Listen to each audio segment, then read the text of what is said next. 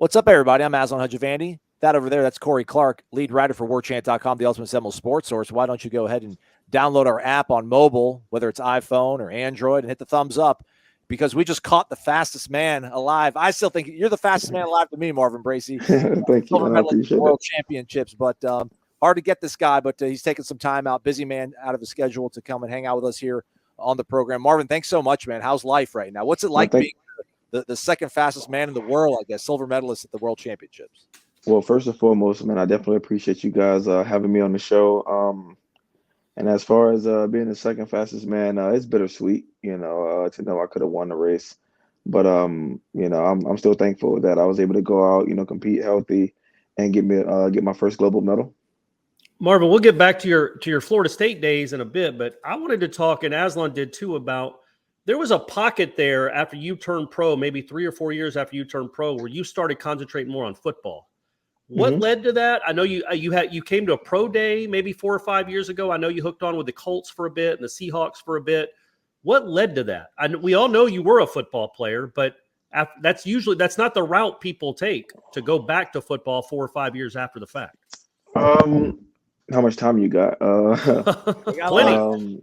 Well, what happened was I was in my final year of my deal with Adidas, and I was looking to just get a whole new deal so that I could lock in for like the next 3-4 years, of my track career. So I knew at least that I had some type of financial security, and because I also knew at the time I needed a hernia surgery. So when my agent came back to me, he was like, "Hey, Adidas is going to implement an option year, in your contract." So basically, I would have been signed through this 2017 season under the same contract, but I knew that I wasn't going to be able to perform well because I needed a surgery, and I ended up getting the surgery May 31st of 2017. So that would have ended my season anyway. So obviously what would have happened was, once it was time to go back to the table to ask for more money, I was going to get less money because the option year is predicated around what you do that particular season. So I made an executive decision. I had that itch to still play football. I was still young. I was, 22, 23 years old. And I still had that itch. And I was like, you know what, man, I'm going to put in the work. I'm going to make it happen. In turn, I come to pro day. And then I turned I turned a couple of heads. And I think I ended up working out with the Cowboys first.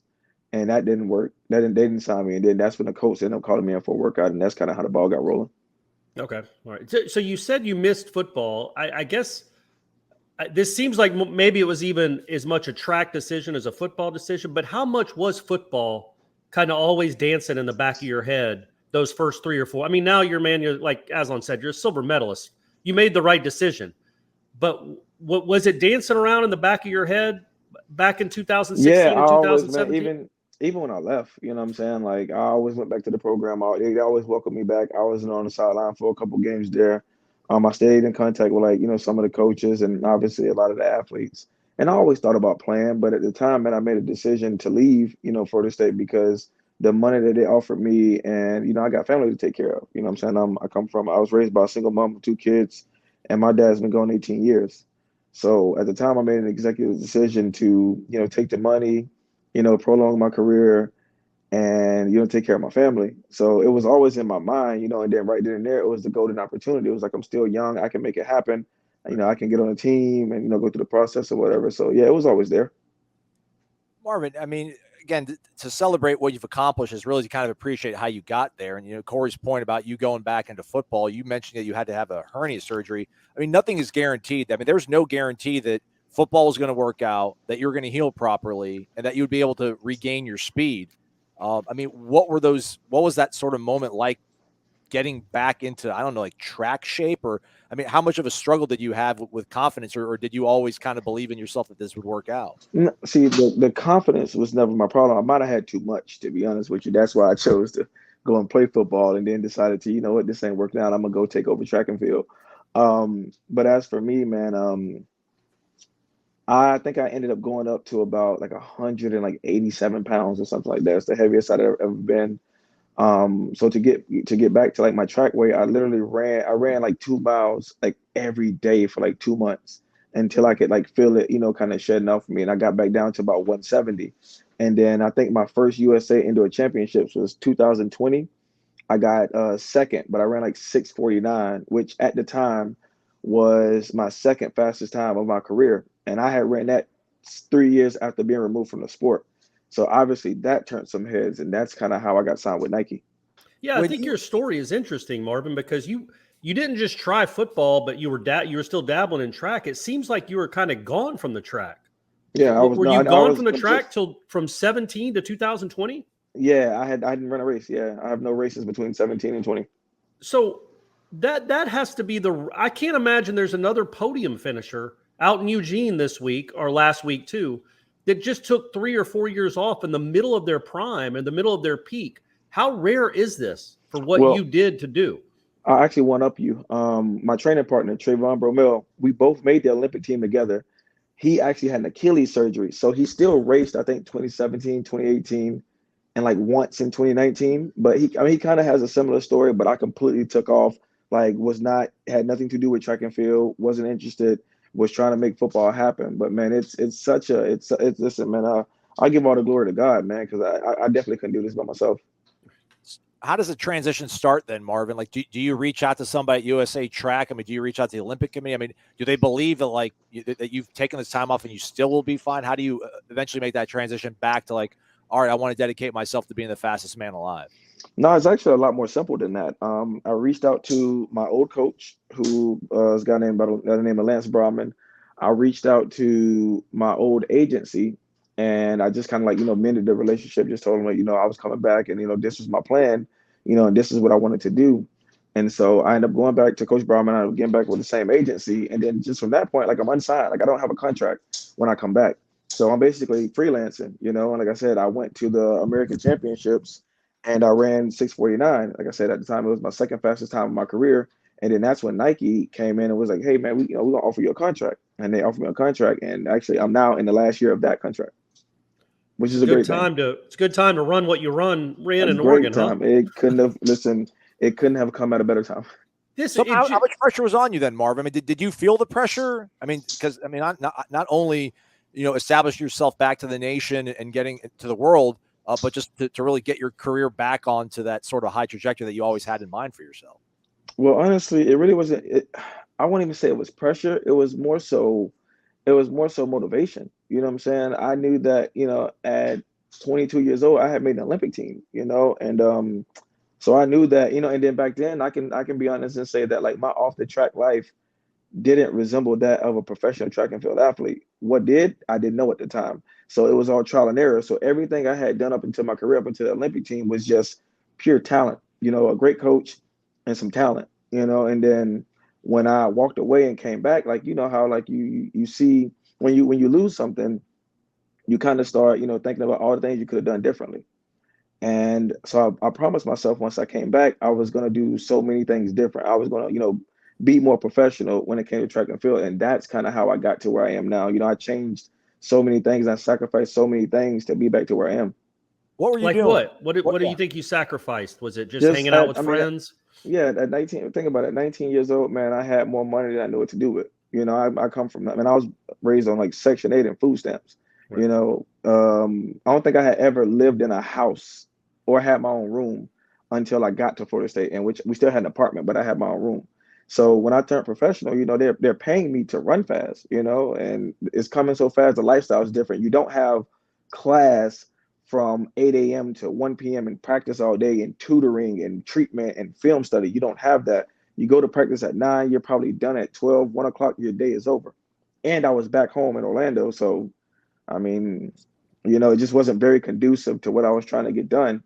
So when I came back, I just promised myself, like, you know what, man, I'm gonna do it different this time. Like, less hanging out, what I'm saying, less distraction, stuff like that. And then by the time I came back, I also had a child.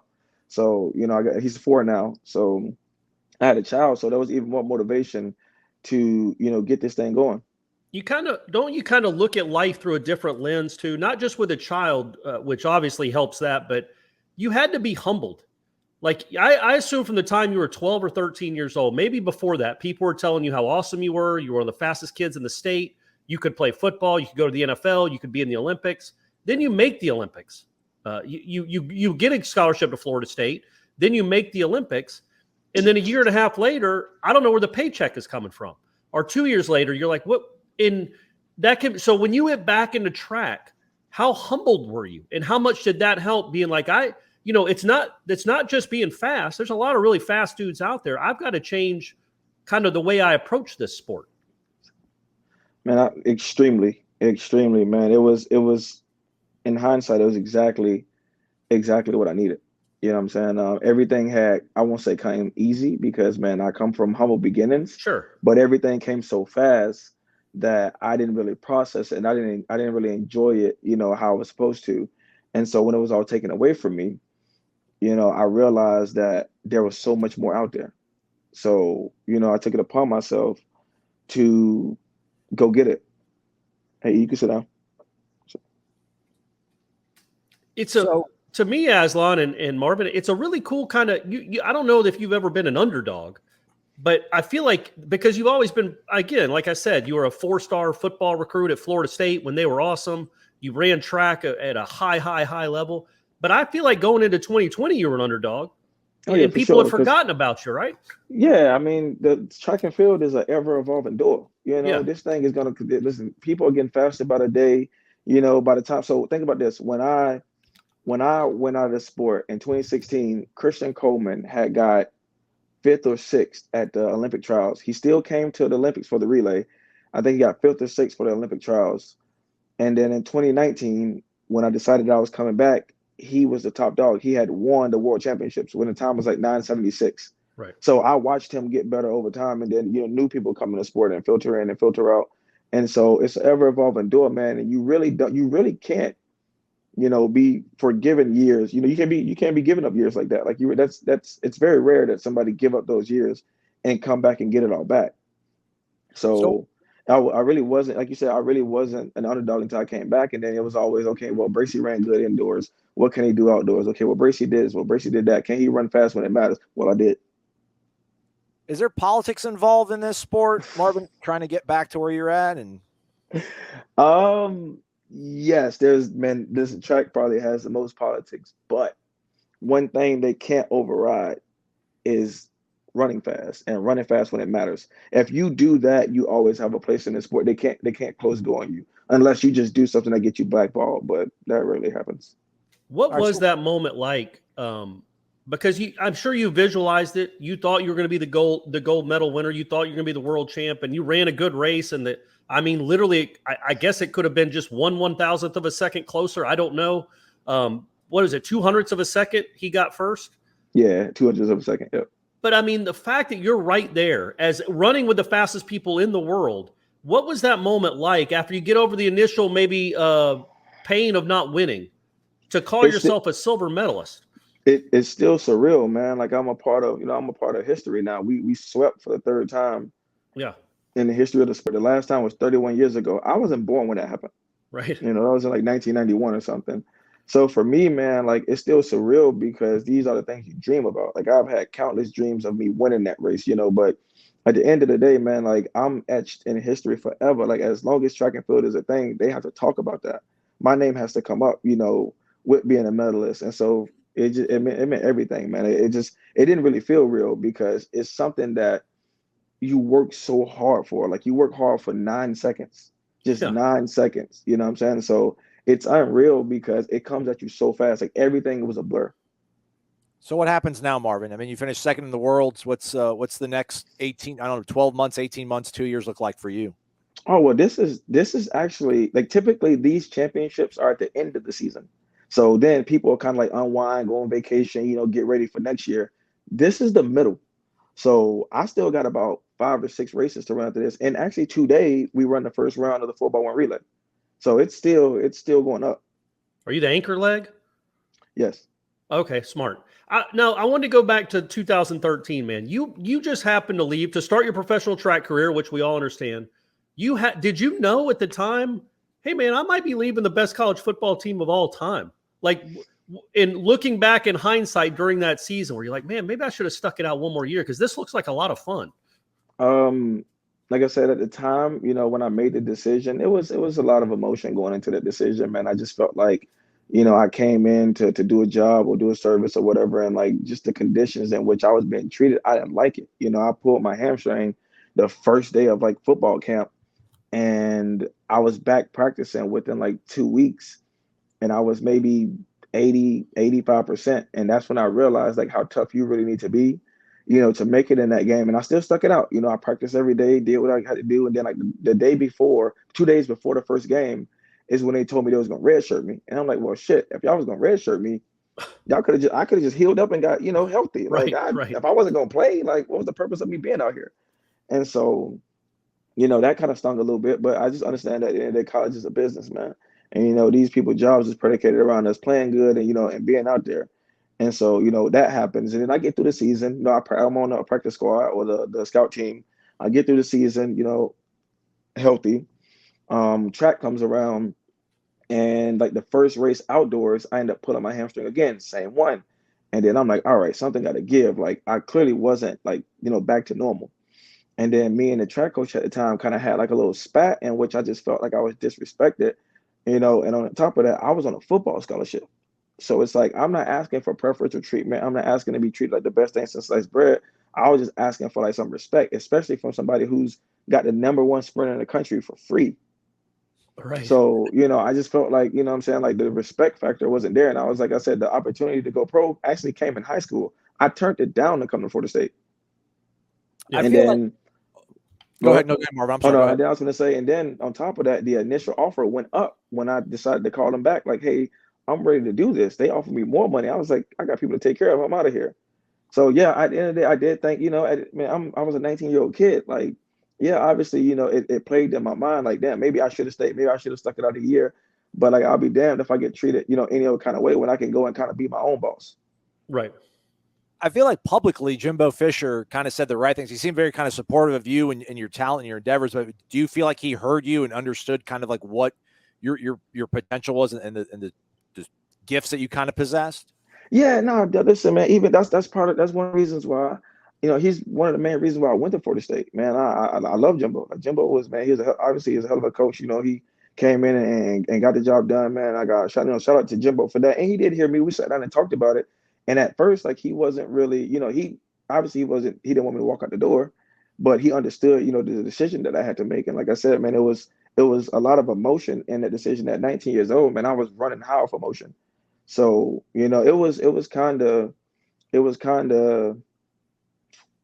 what's the word I'm looking for? It was kind of I won't say split second, but it just everything happened so fast, man. I really didn't even have time to like process it. I just did it. Did you watch that team that year? Were you glued to the TV? Was it too painful, or were you a No, big fan? I was a huge fan. Kermit is my cousin, so Right. I was at a couple games, so, and I even tried to go to the national championship game, but it just kind of coincided with my race schedule. But like I always support it, what I'm saying. I'm still close with Jameis, Darby, PJ. Those are the guys that are in my class. So we are all in like a group message. We talk, on a regular basis, and I stay connected, man. And even when Jameis went to Tampa, like I was in Orlando, so that's right there. I stay Right. connected. Darby was my roommate when I was in college, stay connected. And I always support it, man, and I still do. So we know that you and Kermit were the two fastest guys in that era of Florida State. When you were there, and I guess Kermit wasn't there your 2012 year, your redshirt year. Who was the second fastest guy on the Florida State team? On a team, okay, so by like time wise, I would have to give it to Carlos. But at the speed that LaMarcus Joyner played, man, I'd Right. never really seen somebody. The man was like, what's that little game? Is it pinball? Man, the man, when they hit the bumpers, man, the man was just all over the place. Like every play with every ounce of everything he had. I've never seen somebody practice like with that level of intensity every day. Did he ever get you in practice? He's never hit me, Okay, well but that's good. I'm pretty sure, like, yeah, thank God. I'm pretty sure, like, he's chased me a couple times, and I'm like, ain't no way this dude is that close, Right. He was. Oh, also Chris Thompson. Chris Thompson was actually really fast. Yeah. Do you know where you were at during the national title game? Did you see Kermit's Yeah, return so live? actually I watched the game with one of my friends. He's a big time Miami fan, so he hates FSU at all costs. It was he played high school football with me, and there was another guy, his name was James Washington. He played football at the high school I went to, but he was like 2-3 years older than me, and then he went to NC State. So obviously he didn't like Florida State. Right. So we're all in there, and they're all I'm thinking I'm the only person there rooting for Florida State to win the game. So when we're down, I'm talking about they're giving it to me. And when he ran a kick return back, I actually ran out the house and ran down the street yelling. Now think about it. This is like 9, 10 o'clock at night. People probably sleeping. I'm Yeah. screaming, running down the street. You know what I'm saying? I was just so happy for the guy. It probably didn't take you too long to run down the street and back, though, at No, least. but by the time I got back, I was kind of tired. Sure. I'm thankful for you guys having me on the platform to even, tell a little bit of my story. A lot of people been getting me to talk about it and stuff like that, man. But it's not been easy, to say the least. Obviously, people know, a lot of people don't know that I cramped up and I had a muscle spasm in the Olympic trials last year. So I was having a great season, and I had a little blunder in the Olympic trials to make my second Olympic team. But then I come back after the trials, after the Olympic Games, and I have a series of races like no other. And that kind of trickled into this season. And that's why I was able to just come back and just be resilient, man. And that's what I want people to know about, me and my story, that, man, I thrive off like resiliency. Like I don't take no for an answer.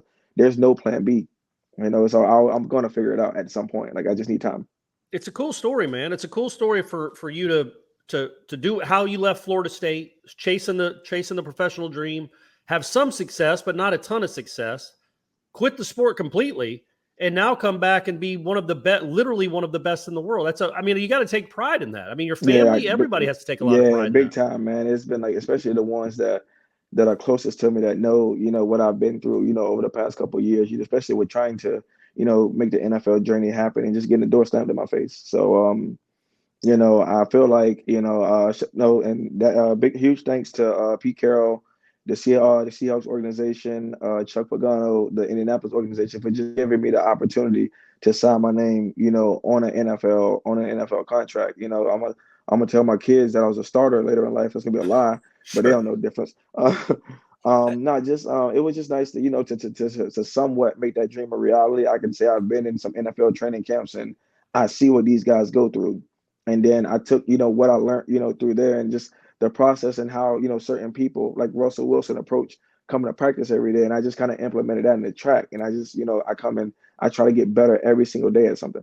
Are you going to Paris, or how does that happen? Do you have to? No, the Olympic trials will be like 2 months before the Olympic Games. So we don't know until, about 2 months before. So this is just building value for you right now. Like this year was more pivotal for me because, like I said, this is not even my contract year, it's my option year. So like there was no contract after this. So it was about, basically proving myself all over again, because option year is a prove it year, to prove myself all over again, to show what I'm worth. And obviously I'm worth a silver medal. So, it's time to get some more money. Yeah, man. Congratulations. Thank you, man.